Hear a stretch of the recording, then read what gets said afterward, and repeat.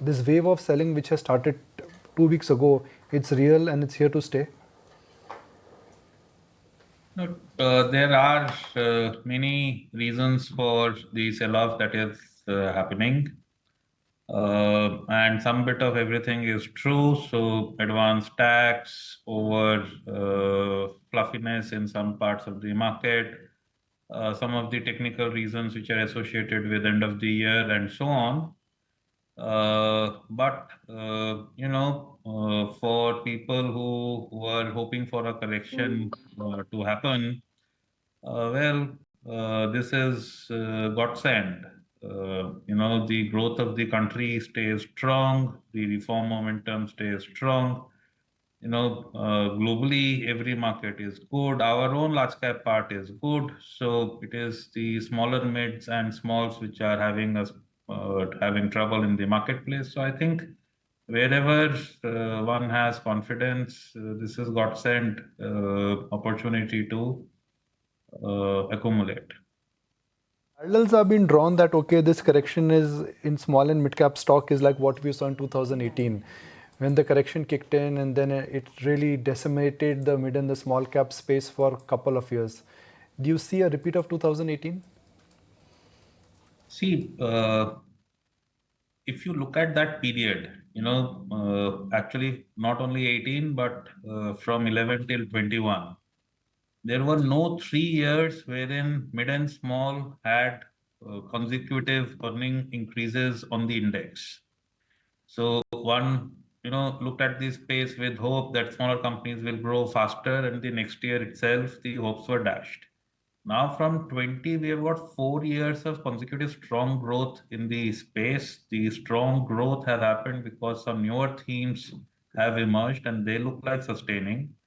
And because of this reverse globalization wave which is going on, the manufacturing ecosystem is really flowering up, and it is in line with the policy direction. I mean, we want to make manufacturing a larger part of the GDP. And if all of these trends continue, then where is this expectation of a repeat of 2018? I'm spending a lot of time in investing small and mid cap stocks because you'll appreciate the curiosity is really centered around it. In terms of a magnitude and in terms of a scale of correction, do you think there is a lot of froth still left, or a lot of excesses are weeded out and now it's a judgment call whether you want to buy or not? But that excess which got created in last couple of months, that in last couple of days has been knocked out. So over the last couple of days, I mean, stocks have been knocked down 10% to minimum and more. So a lot of that fluff is definitely out.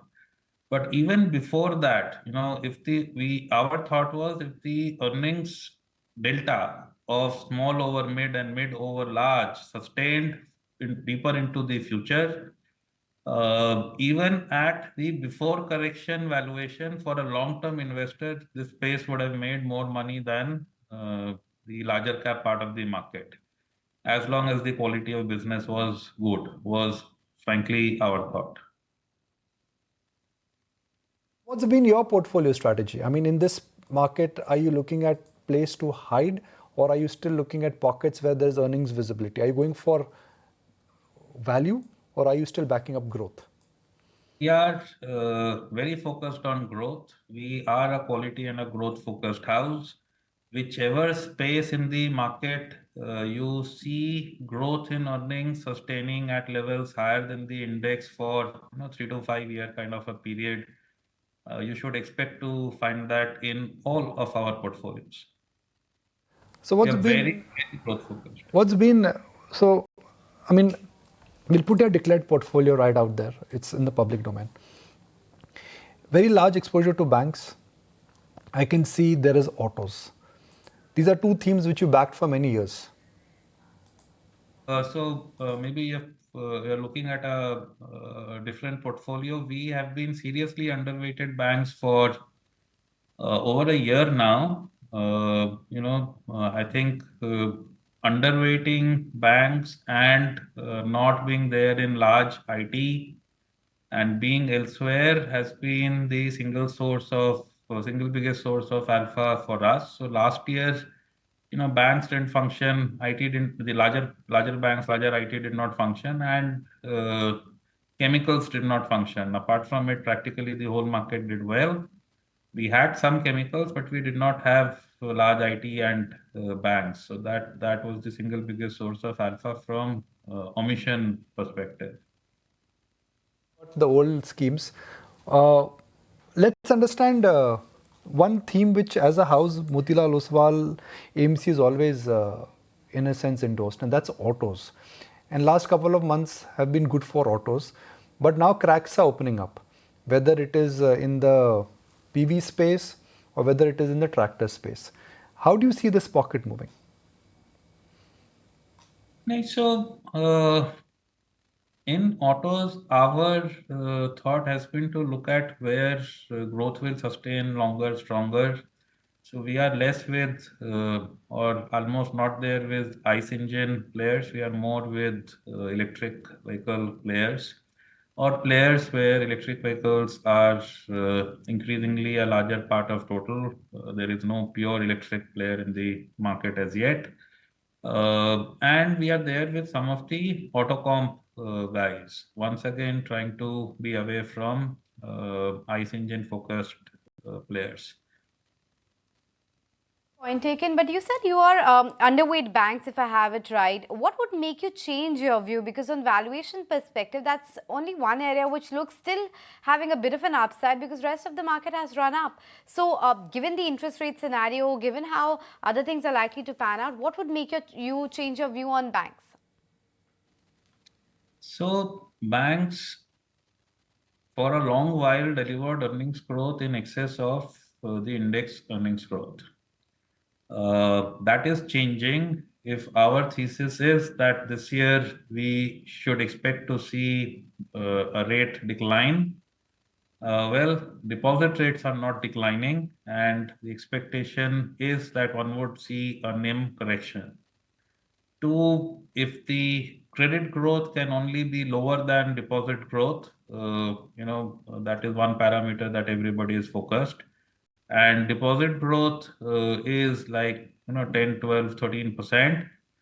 uh, the bank AUM growth would be in that vicinity, 15 or thereabouts, which then means with some NIM correction, unless you are taking money out of provisions, your profit growth would be, just about index or lower. So, which is what is keeping us away from the space. We have, our exposure to banks which will have higher AUM growth. We still have some of them. But for most banks, the growth in earnings, ex of provisioning write backs, would be lower than the index EPS growth. So, like I said, we are very growth focused. We try and deliver or seek to deliver alpha through a growth delta in EPS in the portfolios, which we don't think banks will do over the next year. That's a view on the banking sector, but just wanted to scratch that point further when you talked about manufacturing. And I'm just reading your latest blog as well. Help us answer that question. Is China plus one really happening globally, or is it a wish? And if it's really happening, which are the sectors and segments that you think will likely benefit the most within the entire manufacturing basket as well?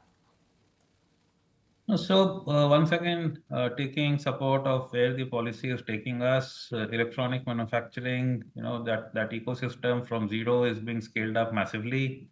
We have started with, let's say, cell phone manufacturing, just to take an example. So that may be an assembly operation, but as we go forward, increasingly, I mean, one may start to make screens, one may start to make, components. So we have had a few OSAT facility announcements. Foreigners are coming in and putting up a chip manufacturing plant as well. So wherever we see Indian presence, I mean, listed Indian presence, we want to be focused. So that is one space where we believe, very long period growth can sustain. It is there for many to have, and the way to segregate amongst various players is today whosoever can run the fastest will end up doing more. And the one who does more also makes himself more relevant to the end buyer, and to that extent creates a moat over a period of time. So that is the simple thought. So we are with some of the larger players in the space. Second, in manufacturing, we do like defense businesses.